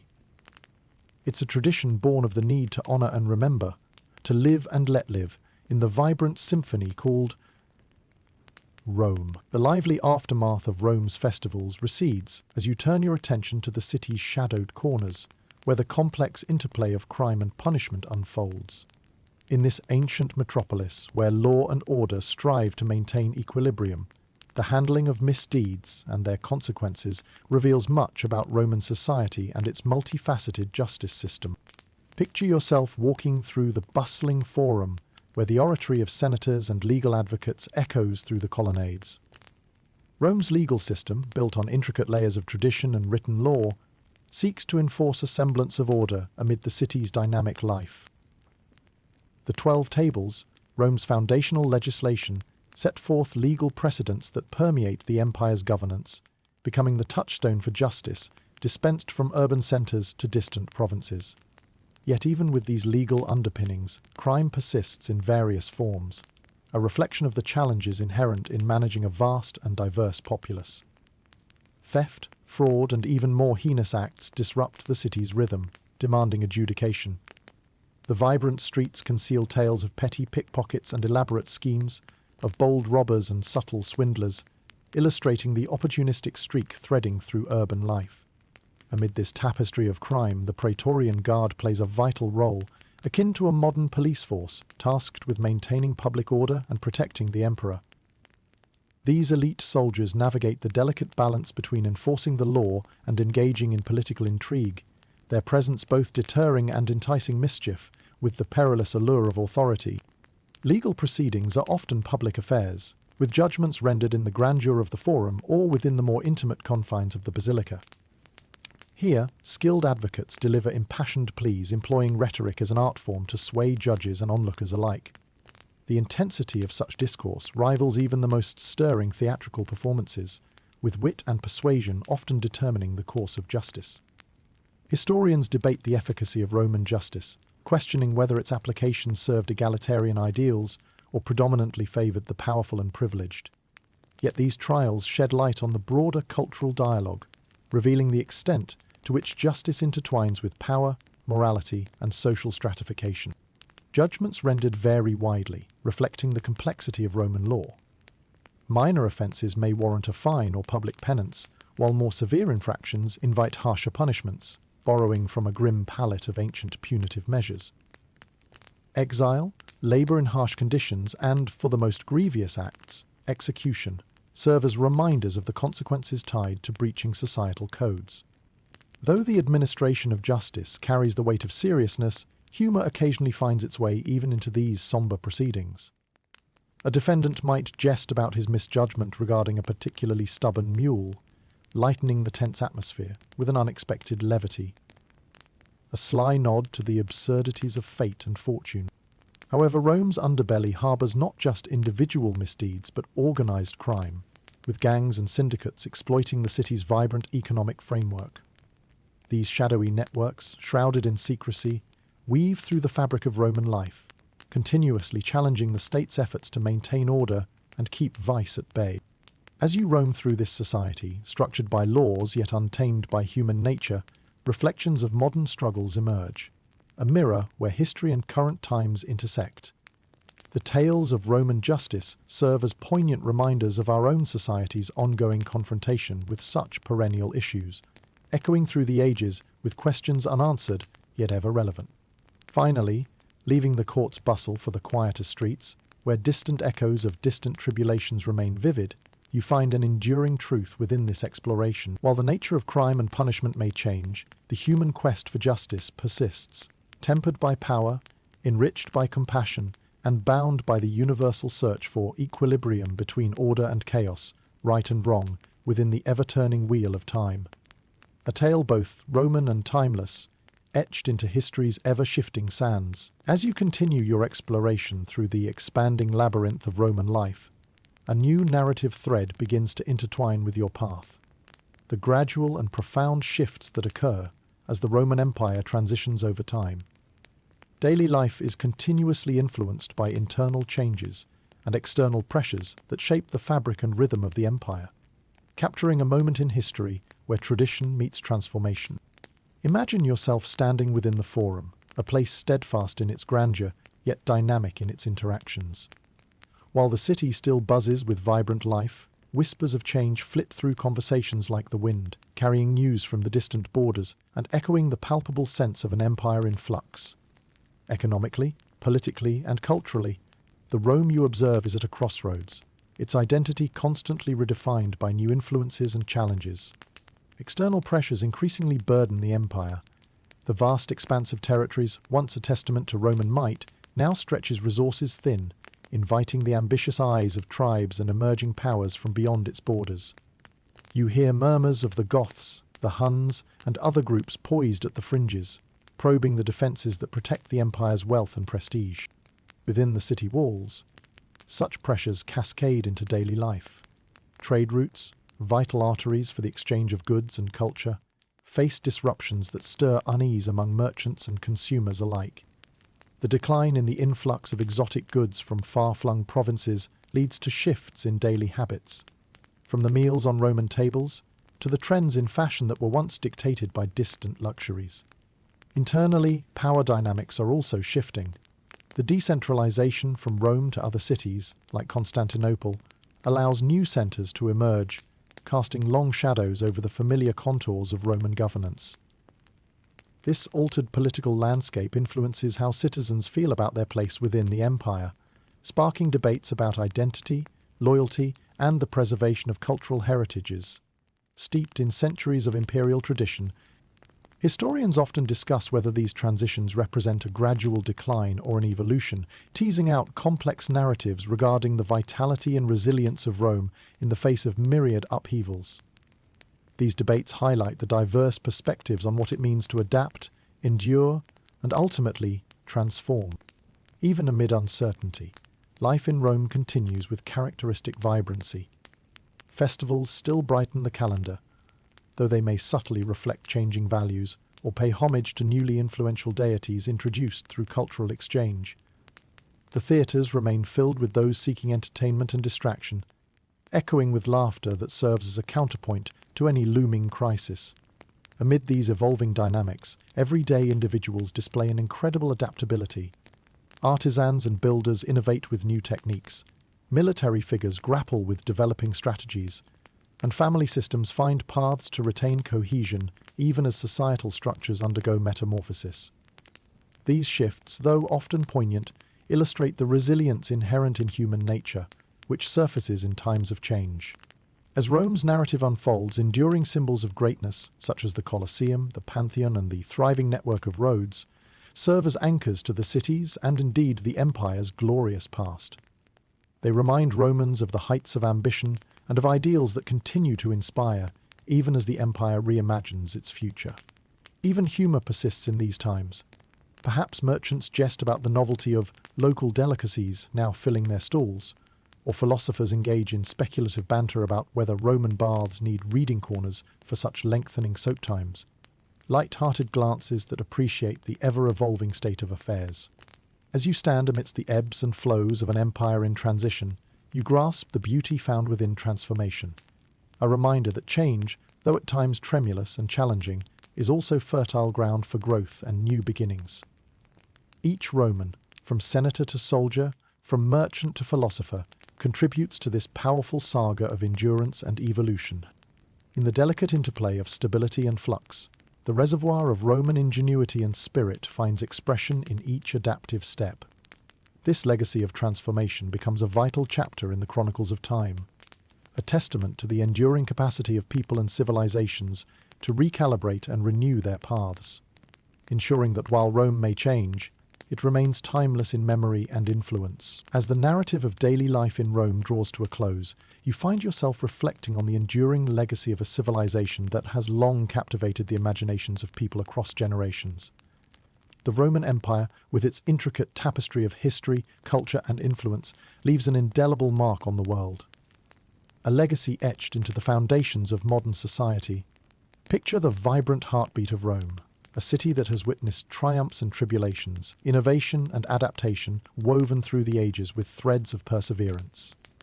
Standing in the echoing silence of ancient ruins, the remnants of Rome's grandeur whisper stories of a people who endured, who created, and who evolved.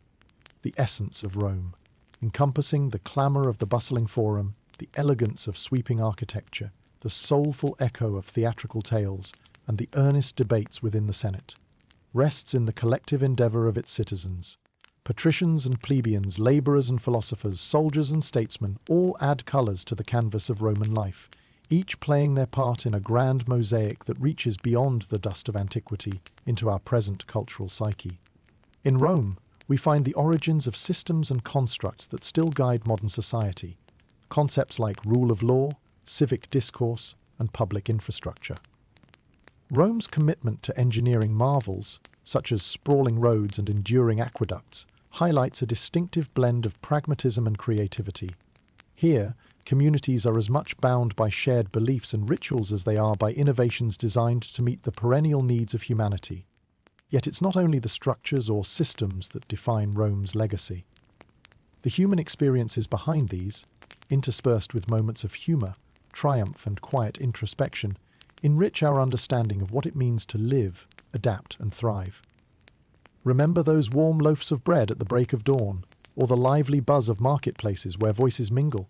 Such moments reveal Rome's soul, a reminder of simple joys and shared humanity that transcend time.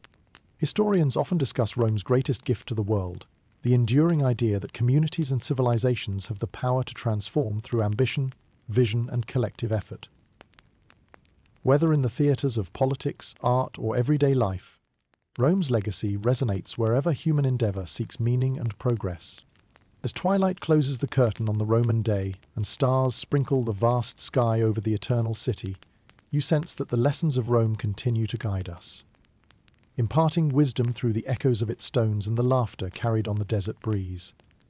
Rome, with all its contrasts, presents a narrative of complexity and unity, of rise and readjustment, offering profound insights into the past's influence on the present and shaping possibilities for the future.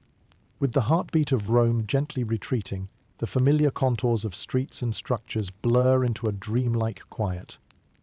Take a deep breath and let the winds of time cradle you into restful ease, assured that the city's whispers will guide your journey wherever it may lead. As you settle into the comforting embrace of night, may the wisdom and stories from an ancient world wrap around you like a soft cloak, inviting you to ponder the wonders unearthed along your path. And may you find peace in the knowledge that every thread of life contributes to history's boundless tapestry. Greater than sweet dreams.